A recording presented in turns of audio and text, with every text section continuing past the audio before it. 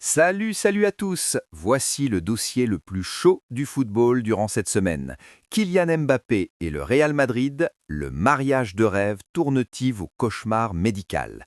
Dans cet épisode Deep Dive, nous analysons l'omerta qui règne autour de la blessure au genou de l'attaquant français. Vous savez, depuis le 7 décembre contre le Celta Vigo, Mbappé joue avec un ligament latéral externe touché. Pourquoi le Real a-t-il pris ce risque? Entre la quête obsessionnelle d'un record de buts pour égaler Cristiano Ronaldo et une gestion de communication désastreuse par Álvaro Arbeloa, nous décortiquons les dessous d'un psychodrame qui paralyse la Casablanca. Au programme, analyse biomécanique de sa perte d'explosivité, décryptage tactique de l'absence de plan B et révélation sur les tensions entre le staff médical et l'entourage du joueur.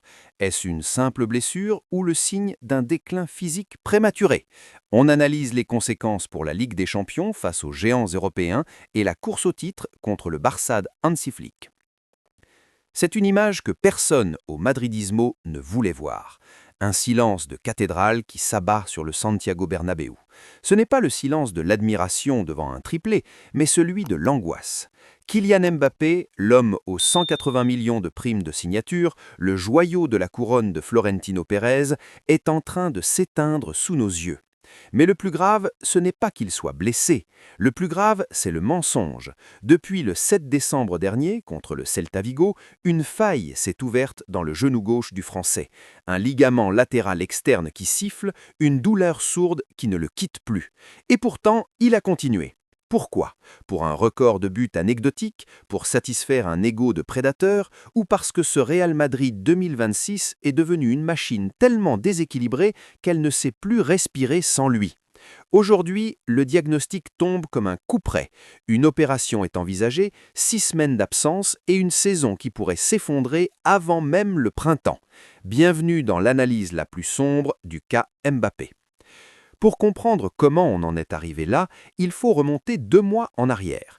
Nous sommes le 31 décembre 2025. Alors que le monde fête la nouvelle année, les bureaux de Valdebebas sont en état d'alerte. Une IRM révèle ce que tout le monde craignait, une lésion. Mais la communication du Real Madrid, autrefois modèle de clarté, ressemble désormais à un labyrinthe opaque. Álvaro Arbeloa, propulsé sur le banc dans un climat de transition post-Ancelotti, balbutie en conférence de presse. Il parle de quelques jours, puis de quelques semaines. On sent un entraîneur dépassé, un homme qui n'a pas la main sur son vestiaire. On est loin de la poigne de fer de José Mourinho ou du calme olympien de Zidane. Ici, on navigue à vue. Le Real est au coude à coude avec un Barça qui, sous Hansi Flick, est devenu une machine de guerre physique. Chaque point compte, mais à quel prix? Mbappé a forcé, il a voulu jouer la Supercoupe, il a voulu battre le record de buts de Cristiano Ronaldo sur une année civile. C'est la pathologie du grand joueur, l'incapacité de dire stop. Mais où était l'institution? Où était le staff médical, si souvent critiqué à Madrid pour sa gestion des cas Hazard ou Bale? Le Real a agi comme un parieur qui mise tout sur un tapis rouge alors que ses cartes sont déjà brûlées. Passons au tableau noir. Le football de Kylian Mbappé repose sur un pilier unique, l'explosivité du premier appui. C'est sa signature, son arme létale. Mais regardez ces séquences contre Osasuna ou Benfica. Le constat est terrifiant. Mbappé ne déclenche plus. Sur le plan biomécanique, une lésion du ligament latéral externe modifie la stabilité rotatoire du genou.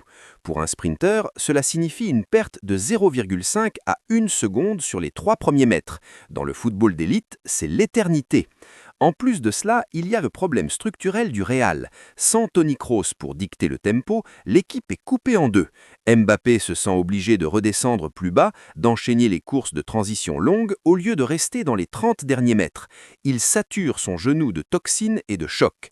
Tactiquement, Arbeloa a commis l'erreur de construire une équipe Mbappé dépendante sans lui offrir le cadre de protection nécessaire. On voit Vinicius et Rodrigo désonner pour compenser, mais cela crée un embouteillage dans l'axe qui profite au bloc bas adverse. Mbappé n'est plus l'éclair qui déchire la défense, il est devenu le poids mort que l'on essaie de porter à bout de bras. Jérôme Rotten le disait hier, c'est la faute du joueur. Et c'est là que le sujet devient brûlant. Kylian Mbappé a-t-il pris le pouvoir à Madrid? Historiquement, le Real ne laisse aucun joueur dicter sa loi. Mais avec Mbappé, les règles semblent avoir changé.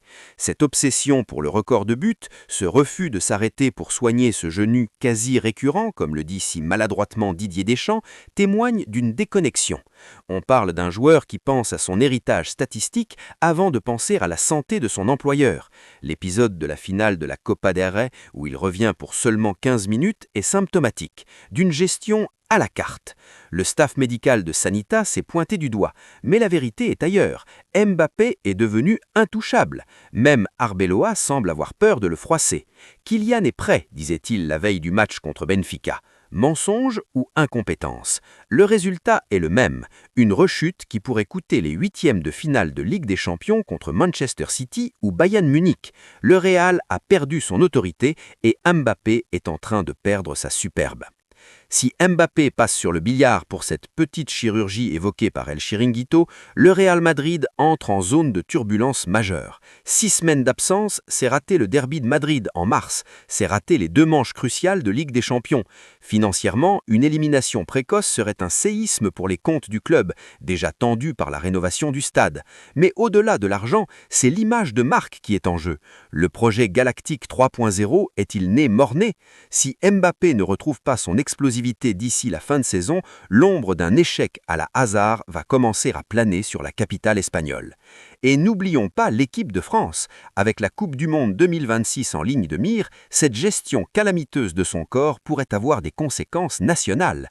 Est-on en train de voir les derniers éclats du Mbappé vitesse-lumière avant qu'il ne doive se réinventer en numéro 9 de surface, plus lent, plus prévisible ? Le Real Madrid est à la croisée des chemins. Ce n'est plus une question de football, c'est une question de survie institutionnelle. On ne gère pas le plus grand club du monde comme on gère une écurie de F1 autour d'un seul pilote.